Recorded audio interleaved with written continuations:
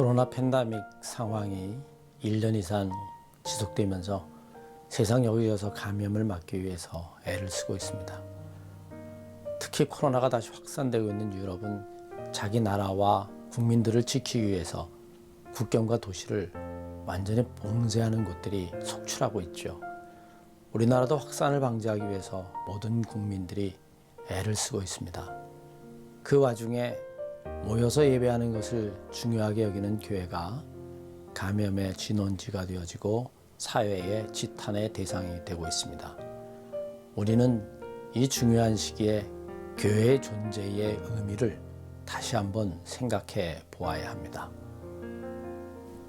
시골 한 마을에 교회가 있었습니다. 이 교회 마당에는 깨끗하고 깊은 우물이 하나 있었는데 아주 달고 시원한 물을 가지고 있는 우물이었습니다. 동네 사람들은 종종 이 우물을 이용하기도 했죠. 한 해는 여느 해와 달리 아주 심한 가뭄이 들었습니다. 작은 냇가가 말라가고 강들도 수량이 점점 줄었습니다. 사람들의 있는 마을들에 물도 모자라기 시작했습니다. 결국 동네 물은 다 말라버리고 간신히 교회 마당에 있는 우물만 남게 되었습니다. 처음에는 마을 사람들이 물을 퍼가는 것을 교회에서 허락하였지만 상황이 악화되고 가뭄이 길어지면서 급기야 교회 우물도 물이 모자랄 것을 걱정하는 지경이 되었습니다. 그러자 교인 몇 사람들이 교회 우물을 지키게 되었습니다. 이제 날마다 교회 마당에서 다툼이 일어납니다. 물 좀 얻어 갑시다. 안 됩니다. 우리 먹을 물도 지금 모자랍니다. 결국에 교인들은 모여서 의논을 하였습니다. 교회 물을 지킬 것인가, 우리라도 마실 물을 남겨놓을 것인가, 아니면 한 방울이 남을 때까지 다 퍼줄 것인가. 교회 의무를 지키려 하면 할수록 마을 사람들과의 다툼은 심각해지기 시작했습니다. 여러분들은 어떻게 생각하십니까? 쉽게 결정할 수 없는 문제입니다.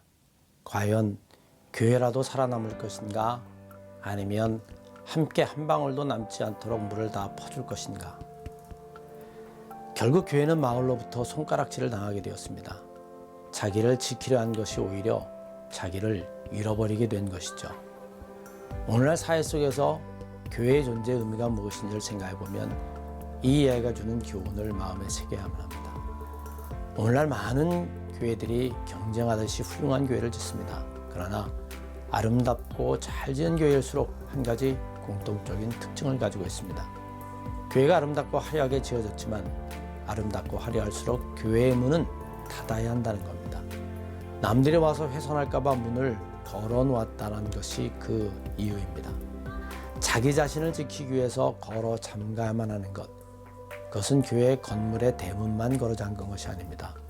그들의 마음까지도 믿지 않는 사람들이 쉽게 들어오지 못하도록 높은 울타리가 둘러져 있다라고 하는 사실을 말하고 있습니다.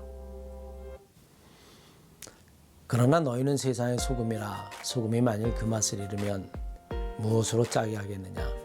길에 버려 사람들에게 밟힐 뿐이니라 하신 주님의 말씀에 비추어 생각해 보면 진정으로 자기 자신을 지키는 것이 무엇인지를 우리는 다시 생각해 보아야만 합니다.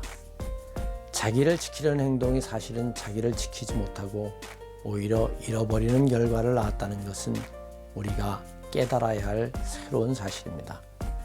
교회가 아니라 기업이고 그리고 사업이라면 당연히 마지막까지 살아남고 자기를 지키는 것이 중요할지 모릅니다. 그러나 교회는 그렇지 않습니다.